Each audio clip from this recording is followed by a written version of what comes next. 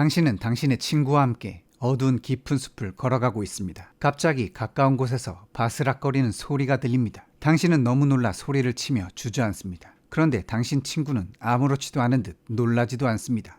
왜 당신의 뇌는 당신을 그렇게 놀라는 행동을 하게 만들었고 당신의 친구의 뇌는 아무렇지도 않게 했었을까요? 뇌의 입장에서 생각해 보겠습니다. 우리의 뇌는 두개골이라는 작은 공간에 갇혀 있습니다. 세상을 직접 보거나 듣거나 느끼지 못합니다. 뇌에게는 우리가 경험하는 광경이나 냄새, 소리의 형태로 정보가 들어오지 않습니다. 눈, 귀, 신체 감각 등을 통해서 들어오는 데이터들은 뇌에게는 빗발치는 광파와 화학물질, 기압의 변화에 불과합니다. 이렇게 모호한 데이터 조각들은 심지어 뇌로 보내지는 동안에 일부 손실이 일어납니다. 불완전하다는 얘기입니다. 우리의 뇌는 이런 모호하고 불완전한 데이터들을 가지고 어떻게 해서든 다음에 무엇을 해야 할지 결정해야 합니다. 우리의 신체 에너지 예산을 잘 관리하고 끊임없이 주변을 예측함으로써 생존하기 위해서입니다. 먹을 수 있는 음식과 못 먹는 음식을 고르거나 걸어가다 발을 헛디뎌 넘어지지 않게 하거나 갑작스럽게 나를 향해 달려오는 자동차를 피하거나 해서 자신을 지켜내야만 합니다. 그런데 뇌는 그렇게 모호하고 불완전한 데이터들을 가지고 어떻게 최대한 정확하게 해석할 수 있을까요? 다행히도 우리의 뇌는 사용할 수 있는 추가 정보원이 있습니다.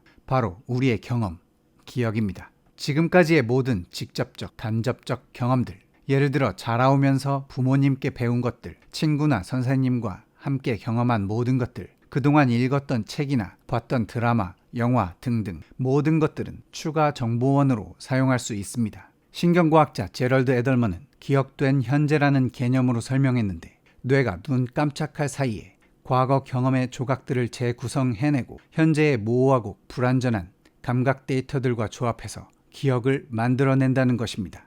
그래서 뇌는 모호한 데이터들의 의미를 추론하고 무엇을 해야 할지 알아냅니다. 여기엔 신체 외부 세계에 대한 경험뿐만 아니라 신체 내부에서의 경험, 즉 심장이 얼마나 빨리 뛰었는지, 호흡은 어땠는지, 혈압은 어느 정도였는지 등의 데이터들도 함께 조합합니다. 그래서 뇌는 항상 스스로에게 질문합니다. 과거에 이런 몸 상태였을 때 그 다음에는 무엇을 했고 무엇을 보았는지 말이죠. 이런 방식으로 뇌는 우리가 보고 듣고 느끼는 모든 것을 만들어냅니다. 우리의 기억이 우리가 현재 경험하는 것을 만들어낸다는 말입니다. 과거 경험을 통해 현재 경험이 만들어진다는 것을 바로 경험시켜드릴 한 가지 실험을 해보겠습니다. 제가 이제 들려드릴 소리를 한번 들어보세요. 한 번 더 들어보세요. 무슨 소린지 들으셨나요? 아마 어려웠을 겁니다. 다음의 소리를 들어보세요. 좋아요와 구독 좀 눌러주세요. 자, 처음에 못 알아들었던 소리를 다시 들어보세요. 처음에는 들을 수 없었던 소리를 지금은 들으셨죠? 당신의 뇌가 과거의 경험으로부터 현재의 경험을 만들었기 때문입니다. 당신의 뇌는 매일 그리고 지금 이 순간에도 활발하게 경험들을 구성해갑니다. 당신은 눈, 코, 입 등의 감각기관들이 아니라 당신의 뇌로 모든 것을 감지합니다. 이런 경험 다들 한 번씩은 있을 겁니다. 핸드폰 진동이 울리지도 않았는데 진동을 느꼈다거나 인파 속에서 분명히 아는 사람을 봤는데 막상 가까이 가서 다시 봤더니 다른 사람이거나 실제로는 들리지 않는데 어떤 노래가 머릿속에서 계속 들려서 나도 모르게 흥얼거리는 경험 같은 것들 말이죠. 실제로는 일어나지도 않았지만 뇌에서는 경험으로 인식을 하는 사례들입니다. 뇌과학자들은 우리의 경험을 뇌가 구성하는 환각이라고 표현합니다. 병원에 가야 하는 환각을 말하는 것이 아니라 뇌가 모든 경험을 만들어내고 행동을 안내하는 일상적인 환각을 말합니다. 이것은 뇌가 감각 데이터에 의미를 부여하는 아주 정상적인 방법이고 사실 우리는 이것을 거의 인식하지 못합니다. 그냥 보고 듣고 느낍니다. 중요한 사실이 한 가지 더 있습니다.